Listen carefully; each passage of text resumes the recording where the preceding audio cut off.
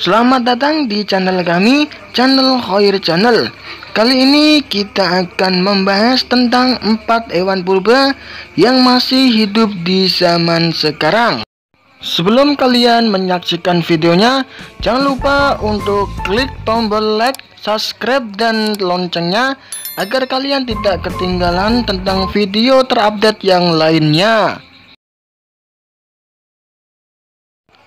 Untuk yang pertama, hewan purba Komodo. Komodo atau lengkapnya biawak komodo atau Varanus komodensis adalah spesies biawak besar yang terdapat di Pulau Komodo, Rinca, Flores, Gili Motang, dan Gili Dasami di Provinsi Nusa Tenggara Timur.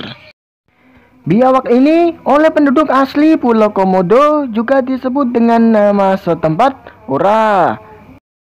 Nama lain dari komodo adalah buaya darat, walaupun komodo bukanlah spesies buaya.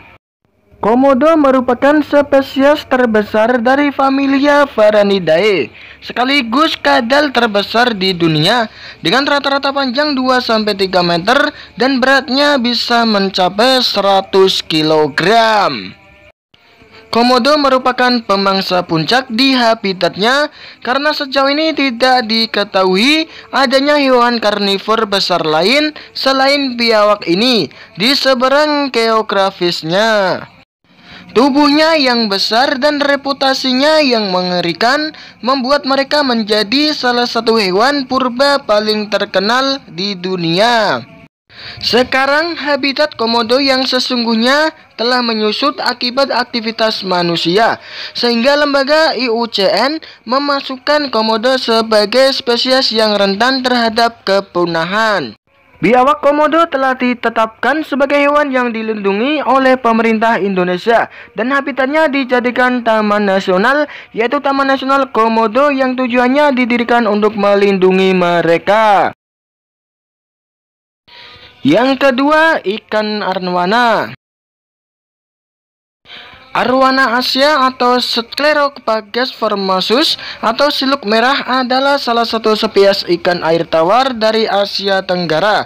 Ikan ini memiliki badan yang panjang, sirip dubur terletak jauh di belakang badan. Arwana Asia umumnya memiliki warna keperak-perakan. Arwana Asia juga disebut ikan naga karena sering dihubung-hubungkan dengan naga dari mitologi Tionghoa. Arwana Asia adalah spesies asli sungai-sungai di Asia Tenggara, khususnya Indonesia. Ada 4 varietas warna yang terdapat di lokasi, yaitu hijau ditemukan di Indonesia, Vietnam, Burma, Thailand, dan Malaysia. Emas dengan ekor merah ditemukan di Indonesia, emas ditemukan di Malaysia, dan merah ditemukan di Indonesia. Arwana Asia terdaftar dalam daftar spesies langka yang berstatus terancam punah oleh IUCN tahun 2004. Jumlah spesies ini yang menurun dikarenakan seringnya diperdagangkan karena nilainya yang tinggi sebagai ikan akuarium, terutama oleh masyarakat Asia. Untuk yang ketiga, terenggiling. Terenggiling atau terenggiling juga disebut sebagai pemakan semut bersisik adalah mamalia dari ordo Polydota. Satu keluarga yang masih ada, Manidae memiliki 3 genera, yaitu Manis yang terdiri atas 4 spesies yang hidup di Asia, Pataginus yang terdiri atas 2 spesies hidup di Afrika, dan Samutisia yang terdiri atas 2 spesies yang tinggal di Afrika. Spesies ini berbagai ukuran dari 30 cm hingga 100 cm. Sejumlah spesies terenggiling punah juga diketahui. Nama pangolin berasal dari kata bahasa Melayu pengguling. Terenggiling ditemukan secara alami di daerah tropis di seluruh Afrika dan Asia. Yang keempat, belangkas. Mimi atau belangkas suku Limulidae mencakup 4 jenis hewan beruas atau arthropoda yang menghuni perarian dangkal wilayah paya-paya dan kawasan mangrove. Kesemuanya merupakan anggota suku Limulidae dan menjadi satu-satunya wakil dari bangsa Hipposaurida yang masih sintas di bumi. Catatan fosil hewan ini tidak mengalami perubahan bentuk, berarti sejak masa Devon sekitar 400 sampai 550 juta tahun yang lalu. Dibandingkan dengan bentuknya yang sekarang, meskipun jenisnya tidak sama.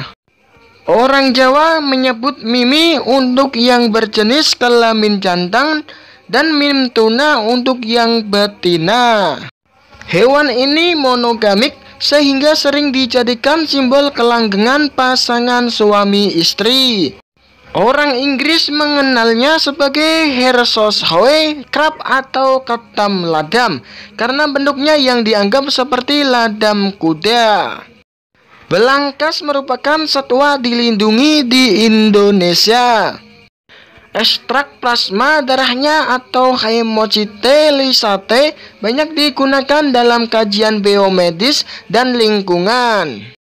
Di Amerika Serikat, Tiongkok, dan Jepang, ekstrak darah ini digunakan sebagai bahan pengujian endotoksin serta untuk mendiagnosis penyakit meningitis dan gonore.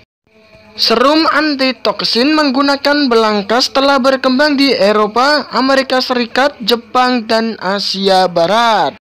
Warna darah belangkas adalah biru, terbentuk dari senyawa mirip hemoglobin pada manusia yang disebut hemocyanin. Apabila hemoglobin memiliki atom besi sebagai pusat, hemocyanin memiliki atom tembaga sebagai pusatnya.